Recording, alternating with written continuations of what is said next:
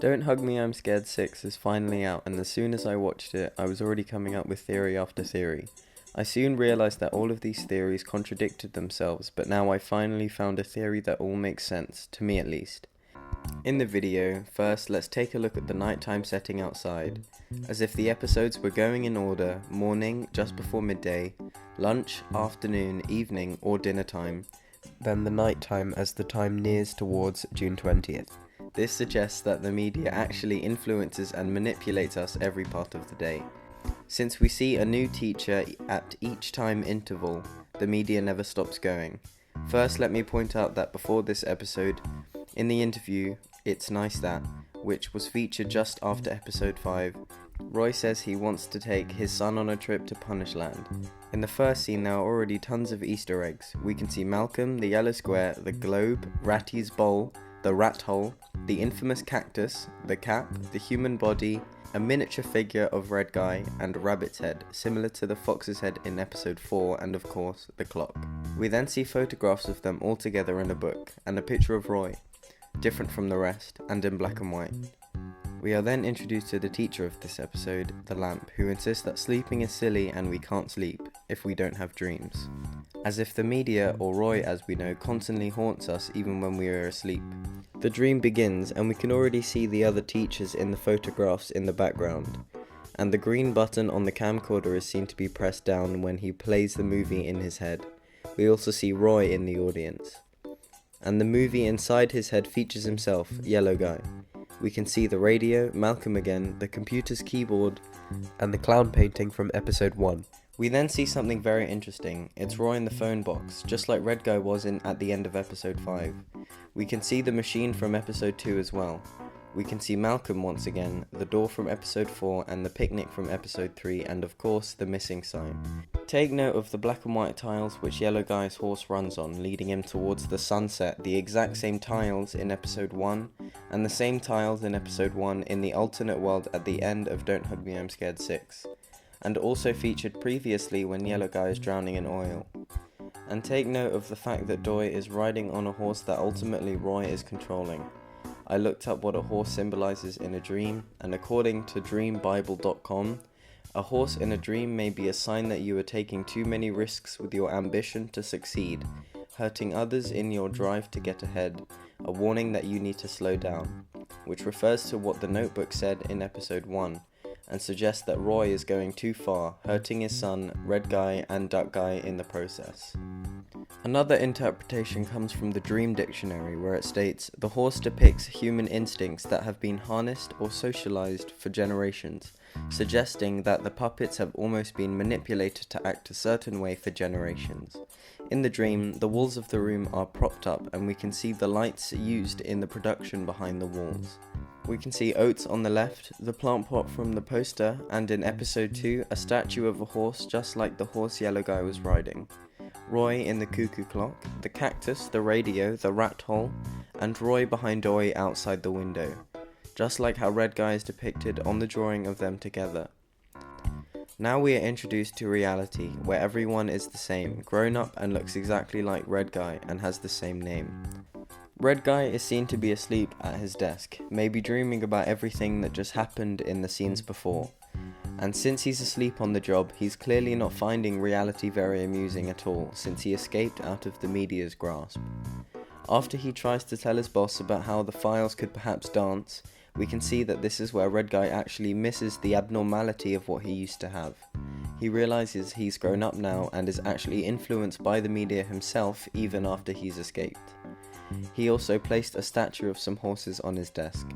Horses again have an appearance, just like in episode 4 where Red Guy escapes, where horses are shown on the painting and in the statue in the background, and the painting in Red Guy's bedroom supposedly in episode 2, of course in Yellow Guy's dream when he's riding a horse.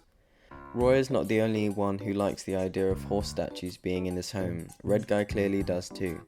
His boss replies with, "That sounds really boring," just like Red Guy said to the Notebook in episode 1. This is interesting because now Red Guy is the one trying to persuade his boss what is creative and what isn't, just like Notebook was in episode 1. But of course, he doesn't have the power to force his boss to listen to what he has to say like the Notebook could. But surely he wishes he could, as if Red Guy is now replacing the role of Roy somehow. And where have we seen Roy replacing the role of Red Guy? When Roy is in the phone booth and outside the window, just like Red Guy was in episode 5 in the drawing. This conveys that actually maybe Red Guy is not that different from Roy at all, and in fact Red Guy is just following what Roy was doing in this episode in order to control his audience. After his boss tells him that his idea sounds boring, there is a moment of silence where we see Red Guy stare into the distance, looking distraught that this idea was rejected. At the back of the bar, with a glass of beer in the next scene, Red Guy overhears boring conversations in the background and a horrible musician at the piano on stage. Surely Red Guy feels like this is his time to shine and express his ideas to the audience, just to be booed off again. After, we see Roy in the same exact seat as Red Guy was in before, again seeming as if Roy and the Red Guy have some relevance with each other. Remember how Roy has control over the teachers and what they teach? When Red Guy is holding the microphone in the next scene, the microphone says, "Don't stop now, friend." Your voice is music to my face. As if Roy agrees with what Red Guy is doing and in fact encourages him to continue. Red Guy then discovers how to control the teachers in this computer simulation, which controls what the production is about, just like Roy by pressing some buttons and levers in this odd foggy room, a room which has black and white tiles. Very familiar to the roads in Yellow Guy's dream, where Yellow Guy is being led towards the sunset, towards the puppet's inevitable fate, New Day, the 20th of June, almost as if Roy wanted this to happen. Roy wanted the cycle to continue, where the exact same lessons are repeated all over again, but from a different producer. And the producer he chose was ultimately Red Guy. Red Guy begins to meddle with the controls and Tony the clock appears, saying, "Time went new and got old, like history. Stuff from the past went into a mystery." Just like in episode 2, which all makes perfect sense now. Since the cast has been stuck on the 19th of June, it is clear that Roy doesn't want to go back into the past, because back in the past he thought that it was all wrong and outdated, and actually wants to keep going into the future when it's eventually time to. As the cast begins to realize what's happening, the day comes to an end. But of course, a day must always come to an end, and so the death of the 19th. But a day must always begin again, and so the birth of the 20th of June.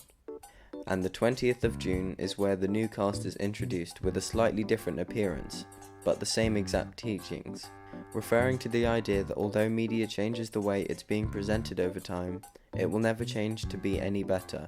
It will change only to cover up the real underlying issues and divert our attention. Despite Yellow Guy's pleas for help, Red Guy continues to meddle with the controls and exploit Yellow Guy since he can't do anything about it because he's from the most vulnerable age group, a child.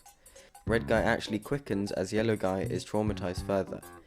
It's sad because once Red Guy has the power to control, he can't stop, just like many dictators, such as Stalin and Hitler, who manipulated society through the media after realizing the power they had, in order to exploit vulnerable groups of people. Alternatively, Red Guy could have been searching for the off button and couldn't find one because the media cannot be stopped or simply switched off. Red Guy could understand he could have as much control as Roy to decipher what people think and influence them to think the way he does, but thinks his way of doing it is wrong. In the computer simulation, Duck Guy comes alive and wonders where he is before soon disappearing again. Shortly after, we are then introduced to new teachers. Then the file appears, the teacher that Red Guy previously made in reality. Roy's hand reaches out to Red Guy, and Red Guy turns around, taking a step back in surprise to see Roy standing and staring at him. Red Guy panics because he clearly doesn't approve of the way Roy is doing it. Roy doesn't try to stop him either. Roy could actually want him to pull the plug because he knows the media can't be stopped anyways. Roy knows that Red Guy has been majorly influenced by him, no matter if the plug is pulled or not. Roy knows the media will continue without him. Unplugging the computer leads to an alternate world where Red Guy, Yellow Guy and Duck Guy are all their favourite colours, and it becomes the 20th of June and the cycle inevitably repeats. Blue Red Guy is noticeably sitting in a yellow chair, the same colour of Roy, as if he was metaphorically taking his place. The scene is presented exactly how the Red Guy wants it to be, with all his friends presented in their favourite colours, perhaps in remembrance of them, teaching the exact same things but the way he wants it. Red Guy thinks he's doing a good thing by pulling the plug and doing it his way, but actually he's making it worse. Like I said before, even when Red Guy pulls the plug, the media doesn't stop there. Red Guy thinks that actually the media can be improved to better for everyone, but in his perspective by giving the cast the things his past friends wanted to, their favourite colours, but all the media is doing after the plug is pulled is changing its presentation and producer to show the whole thing over again, in a cycle every single day, in order to distract us and divert us from the real intentions of the media and what's really going on. The subtle advertisement of oats, how information is lost on the internet and how computers can never give you a straightforward answer, how religion is taught at a young age, how to be creative the way Roy thinks it's creative, how we should always be using our time referencing consumerism and what we should and should not eat. Perhaps this cycle represents of how each generation of these three age groups, teenager, child and the elderly, have to be under control of the media every single day, and it is in fact a continuous cycle. We saw Red Guy escape the media's grasp in episode 4, but isn't he just shown to go back and continue it all his way again, in remembrance of his friends, without even realizing what he's doing? Let me know what you think about this theory in the comments below and how it could be further developed. This is only one possible theory, my theory, and if you thought it was interesting, give a thumbs up and subscribe because I have a lot more theories and other episodes which I'm working on that actually haven't been explained by any other YouTube or Reddit user. I'm 99.5% sure, so make sure you hit that subscribe button and thanks for watching.